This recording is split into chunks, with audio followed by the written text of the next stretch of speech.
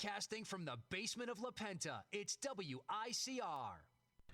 Last week, I sat in this very chair, in this very room, and talked about the LeBron James effect and how powerful that really is. But I think now, when you look at the state of Major League Baseball, believe it or not, it just advances that even further. But to kind of tell you what I'm talking about, all you need to do is understand that you go back to the Cavaliers and when they started the comeback against the Warriors, and now you look at the Cleveland Indians currently in their position up 3-0 against the Blue Jays in the ALCS to really understand my point. But back here, everyone, Jersey Joe Archino here with the Sports Fault, and it's one of those things where in sports it's not always easy to explain everything. And the LeBron effect, to me, is certainly one of those ones that isn't the easiest to explain.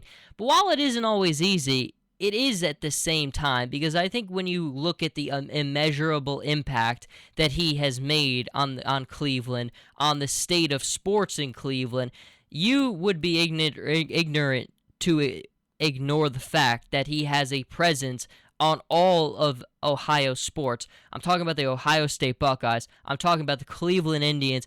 Maybe not the Browns because, well, that's just a story for another time. But the Indians especially, I think, are one of those other things where the momentum that they are carrying into this postseason so far, part of it is part of what the Cavs did. And it wouldn't be the first time that we've seen someone use that as fuel or inspiration to catapult their own run.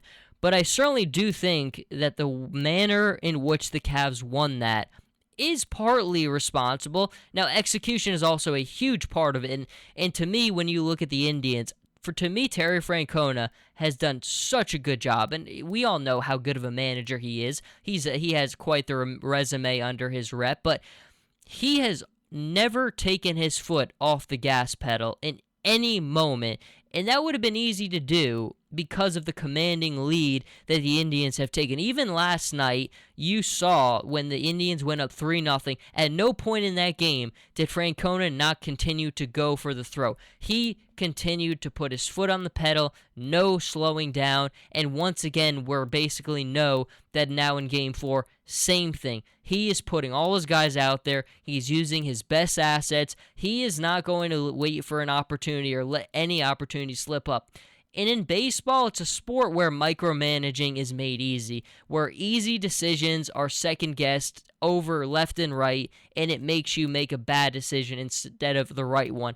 It's sometimes you can't outthink the room, and I think we've seen manager after manager outthink the room, but Francona, not so much. It would be easy sometimes to take a little bit of a step back, look ahead, and then maybe you do a little things differently because you're looking ahead instead of just focusing at the task at hand. Francona has not done that one bit. He is ultimately zeroed in and focused on the task at hand, and I think that's one of the reasons why the Indians have not lost. But to me, more than anything, the Cavaliers, going back to last season, there's basically they were down 3-1. They won the next three games to win the title. So that's 3 right there. Then you go to the Indians, and of course, they sweep the Red Sox. That's another 3 games right there. And then, of course, this current matchup against the Blue Jays, the Indians have won these next 3 games. So that's 9 games in a row across sports for Cleveland that they have not lost a playoff game in. And to me, that is just as incredible as it gets. And I've talked about it, and I've said it. I want the Indians to win the World Series. I know it's easy to root for the Colts because root for the Cubs because of how long it's been for them and how agonizing pain that fan base has gone through.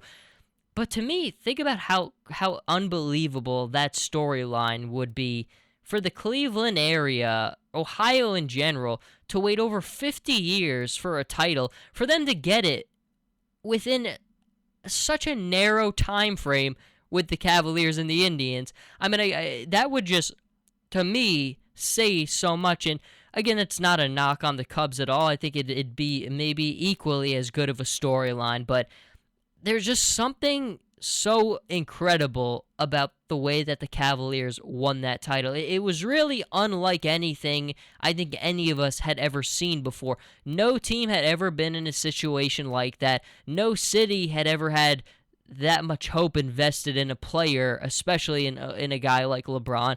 And when he was finally able to deliver it, and again, I've talked about this, how it's really like a movie. He was there, he left. He won big, and it hurt those Cleveland fans who just loved him with such undying passion in their hearts. And then he came back. He got right to the finals and lost. And that pain is back in a different form, but that pain is back. And then all in a second, that pain, all the struggles the city had economically, socially, all the problems that they seemed to have were all answered by one guy, and it was through the power of sports. And I think that's one of the things that makes it such a powerful thing, is it helps you, and it helps ease the burden of difficulties. And really, LeBron and the way that he won that series, to me, that was the perfect representation of the city of Cleveland. For them to win the title the way that they did, I still think, I don't know if there's another championship in the history of the league that will ever be as meaningful as the one that the Cavaliers won. I take everything into an account when I say that. I'm talking about the way that they won it, the team they won against who broke the Bulls record for the most wins in the regular season, the way that it's a rematch of the season before, who it is, the city he plays for, what he represents, his story. You put it all together, and it's a film. It really is a film. And if the Indians win this thing, that just adds another layer and another storyline to this narrative. And again, you give the Indians all the credit in the world, because one of the other things I think they've done so well throughout this postseason is they just look really composed and relaxed. I listened to these guys after in the post-game interviews, and they just sound so chill and so relaxed. And I mean, when the pressure is as high as it is right now, that's not easy to do, but it really does feel like they're just going out there and playing. And that speaks volumes to, again, Terry Francona and his ability to keep his guys calm, keep their demeanor in check, and just make them focused on what the task at hand is. And they most certainly know what it is, and we go just across to the other locker room in the Blue Jays and the struggles that they're dealing with, players not even talking to the media.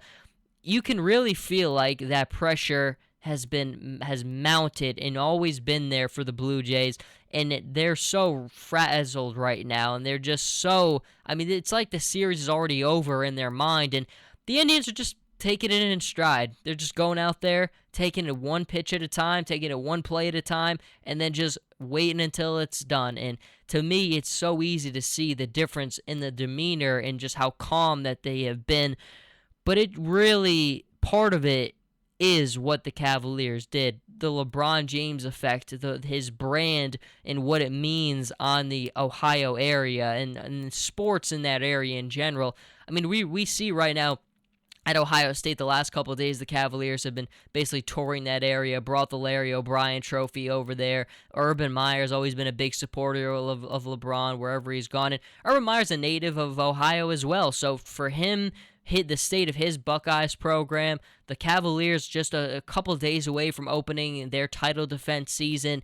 The Indians right now, with the way things are looking, and then of course there's those Browns. But even with those Browns, they have not won a game yet, but they epitomize that grit and that toughness. They might not have won a game, and there's a big difference in the NFL between losing due to lack of effort and losing because you just don't have the talent. The Browns just don't have the talent. They play competitively every single game. They are playing hard every single game. And Hugh Jackson, I think that's why, to me, was such a good choice for the head coach there, because he's a no-nonsense guy who's not going to take excuses from his players, and they're going to be organized, and they're going to bring it and play hard every single down. And that's really what Cleveland is all about: the grit, the toughness, the resiliency. The Indians, it's been a while, but they're on the doorstep of being back in the World Series. And to me, I think everything about it says LeBron did a little bit of something to help inspire the way and help us get here. But until we see what happens next, Jersey Joe Archino here with the Sports Vault. You can follow me on Twitter at Joe Archino and on Instagram, Jersey_Joe_Archino. And I'll catch everybody in the next episode.